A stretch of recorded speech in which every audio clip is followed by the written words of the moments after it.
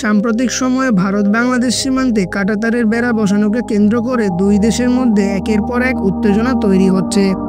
সীমান্তের দুই দেশের মানুষের দেশীয় অস্ত্রশস্ত্র নিয়ে মারামারিও করেছে। সেই সাথে ভারতীয় সীমান্তরক্ষী বাহিনী বিএসএফ টিয়ারশেল আর সাউন্ড গ্রেনেড নিক্ষেপ করে আন্তর্জাতিক আইনের সুস্পষ্ট লঙ্ঘন করেছে। ভারত যে চুক্তির বলে সীমান্তের 150 গজের ভেতরে কাঁটাতারের বেড়া বসাতে চাচ্ছে, বাংলাদেশের পক্ষে সেই দেশবিরোধী চুক্তি স্বাক্ষর করেছিল হাসিনা সরকার। ভারত বাংলাদেশ সীমান্তে কাঁটাতারের বেড়া বসানোর ইতিহাস কয়েক দশকের পুরনো।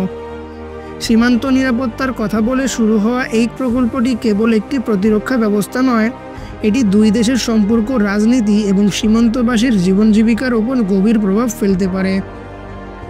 ভারত বাংলাদেশ সীমান্তে কাঁটাতারের বেড়া বসানো কিভাবে শুরু হয়েছিল এবং এই বিষয়টি নিয়ে কেন এত জটিলতা, সে সম্পর্কে আলোচনা করা হবে আজকের এই ভিডিওতে। আপনি যদি আমাদের চ্যানেলে নতুন হয়ে থাকেন তাহলে আমাদের চ্যানেলটি অবশ্যই সাবস্ক্রাইব করে দিন। 1975 সালে ভারত বাংলাদেশ সীমান্ত সমঝোতা চুক্তি স্বাক্ষরিত হয়। চুক্তি অনুযায়ী সীমান্ত রেখা বা জিরো লাইন থেকে 150 গজের মধ্যে কোনো পক্ষ এমনভাবে স্থাপনা তৈরি করতে পারবে না যা প্রতিরক্ষা সামর্থ্য হিসেবে বিবেচিত হতে পারে। এমনকি উন্নয়নমূলক কোনো স্থাপনা তৈরি করতে হলেও অপর পক্ষের সম্মতি নিতে হবে।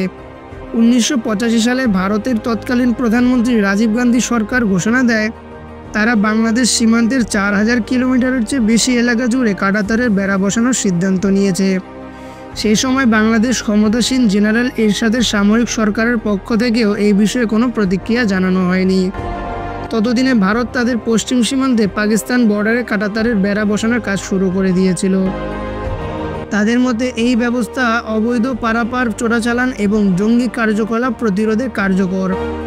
তাই একই কৌশলে পূর্ব সীমান্তে বাংলাদেশের সাথেও প্রয়োগের সিদ্ধান্ত নেয়। ভারত 1989 সালে প্রথম বাংলাদেশ সীমান্তে কাঁটাতারের বেড়া বসানোর কাজ শুরু করে। তখন 1854 কিলোমিটারের মতো সীমান্তে কাঁটাতারের বেড়া বসানো হয়, যা মোট সীমান্তের প্রায় 20%। পরবর্তীতে 2000 সালে ভারত কাঁটাতারের বেড়া দ্বিতীয় ধাপ অনুমোদন করে। এই পর্যায়ে আরও 2430 কিলোমিটার সীমান্তে বেড়া বসানোর লক্ষ্যমাত্রা নির্ধারণ করা হয়। তবে বাংলাদেশ সীমান্তে কাঁটাতারের বেড়া বসানোর সিদ্ধান্ত নেওয়ার প্রায় 4 দশক পরেও ভারত এই কাজ পুরোপুরি শেষ করতে পারেনি। কারণ ভারত কাঁটাতারের বেড়া দিতে শুরু করার পর দেখা যায় সীমান্তের অনেক জায়গাতেই 150 গজের বাইরে বেড়া দেওয়ার শর্ত মানা সম্ভব হচ্ছে না। 2009 সালে আওয়ামী লীগ ক্ষমতায় আসার পর ভারতের সেই সমস্যা অনেকটাই সমাধান হয়ে যায়। কারণ দুই দেশের স্বরাষ্ট্র সচিবদের বৈঠকে ভারতকে সীমান্তের 150 গজের ভেতরেও কাঁটাতারের বেড়া বসানোর অনুমতি দেয় হাসিনা সরকার।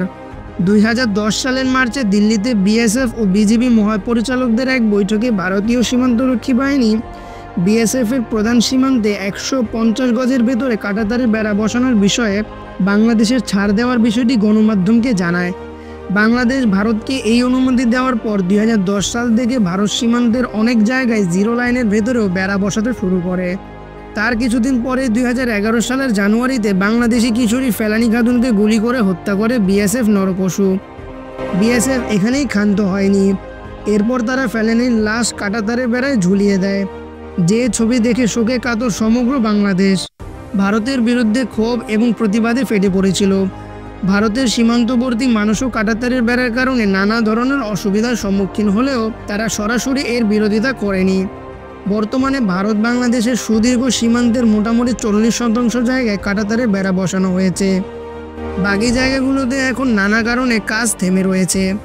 সেই সাথে বেড়া বসানো নিয়ে দুই দেশের সীমান্ত অঞ্চলে বিবাদ এবং সংঘাতের ঘটনাও একটি নিয়মিত বিষয় পরিণত হয়েছে।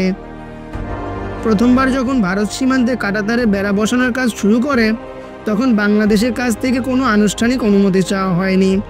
ভারত তখন যুক্তি দিয়েছিল যে তারা নিজেদের সীমান্তে নিজেদের ভূখণ্ডে বেড়া বসাচ্ছে, তাই অন্য পক্ষকে জানানো বা সম্মতি চাওয়ার কোনো প্রয়োজন নেই। যদিও ভারতের এই একতরফা পদক্ষেপ বাংলাদেশের জন্য গ্রহণযোগ্য ছিল না, তবে আনুষ্ঠানিকভাবে বাংলাদেশও এর বিরুদ্ধে কোনো প্রতিবাদ করেনি। জেনারেল এরশাদ এবং খালেদা জিয়াও এই বিষয়ে কথা বলে ভারতকে খেপিয়ে তুলে তাদের গদি নড়বড়ে করতে চায়নি। অন্যদিকে হাসিনা ক্ষমতায় টিকেই ছিল ভারতকে তোষামোদি করে। তাই এই বিষয়ে কথা বলা তো দূরের কথা, হাসিনা উল্টো দেশের স্বার্থ জলাঞ্জলি দিয়ে ভারতকে অর্থনৈতিক সুবিধা দিয়ে গেছে। বেড়া বসানোর ফলে কিছু ক্ষেত্রে বাংলাদেশের সুবিধা হয়েছে। ভারত থেকে গরুর চোরাচালান উল্লেখযোগ্যভাবে কমে যাওয়ার কারণে বাংলাদেশে ধীরে ধীরে গরু উৎপাদনে স্বাবলম্বী হয়ে উঠেছে। তবে কাঁটাতারের বেড়ার কারণে সবচেয়ে বেশি অসুবিধা হয়েছে দুই দেশের সীমান্তবর্তী এলাকার কৃষকদের, যাদের কৃষি জমি কাঁটাতারের অন্য পাশে পড়েছে। বিএসএফ এর দেওয়া বিশেষ পারমিট নিয়ে তারা দিনে মাত্র কয়েক ঘন্টার জন্য চাষাবাদের সুযোগ পান, কিন্তু মাঝে মধ্যে নানা কারণে সীমান্তর গেট খোলা হয় না।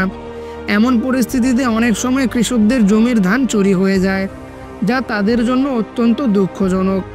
2021 সালের আগস্ট মাসে ভারতের স্বরাষ্ট্র মন্ত্রণালয় জানিয়েছিল যে তারা বাংলাদেশের সীমান্তে 4097 কিলোমিটারের মধ্যে 3141 কিলোমিটার এলাকায় কাঁটাতারের বেড়া বসাতে সক্ষম হয়েছে।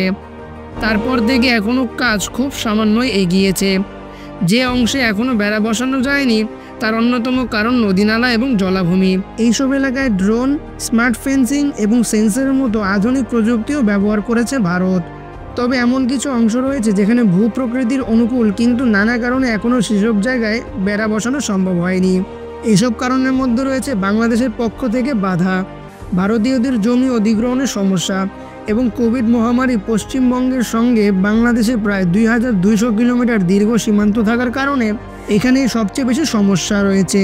গত 12 জানুয়ারি ঢাকায় ভারতের হাই কমিশনারকে তলব করে বাংলাদেশ সরকার জানিয়ে দেয় যে সীমান্তের 150 গজের মধ্যে এবং বাংলাদেশকে না জানিয়ে কোনো স্থাপনা তৈরি করলে তা মেনে নেওয়া হবে না।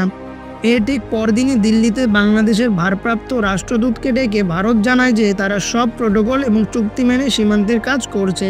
ভারত যে চুক্তির কথা বলে জিরো লাইনে কাঁটাতারের বেড়া বসানোর কাজ করছে, ভারতকে সেই অবৈধ কাজের লিখিত লাইসেন্স দিয়েছিল হাসিনা সরকার। সেই কারণে মূলত ভারত একের পর এক বিতর্কিত এলাকায় কাঁটাতারের বেড়া স্থাপনের চেষ্টা চালিয়ে যাচ্ছে এবং বাংলাদেশও এর বিরুদ্ধে আইনগত কার্যকর পদক্ষেপ নিতে পারছে না। কাঁটাতারের বেড়া বসানোর কাজ ভারতের জন্য কখনোই সহজ ছিল না। বর্তমান পরিস্থিতি থেকে বোঝা যায় কাঁটাতারের বেড়াকে কেন্দ্র করে ভবিষ্যতেও বাংলাদেশ ভারত সম্পর্কের অবনতি হতে যাচ্ছে। শুধু বাংলাদেশই নয়, প্রতিবেশী যে কোনো দেশের সাথে ভারতের সুসম্পর্ক নেই। অতীতে শুধু পাকিস্তানের সাথে ভারতের প্রকাশ্যে শত্রুতা ছিল এবং অন্যান্য প্রতিবেশীদের বন্ধু হিসেবে প্রচার করা হতো। কিন্তু ভারতের কট্টর হিন্দুত্ববাদী বিজেপি সরকার ক্ষমতায় আসার পর থেকে দাদাগিরি আচরণ দেখিয়ে একের পর এক সবগুলো প্রতিবেশী দেশের সাথে সম্পর্ক খারাপ করে ফেলেছে।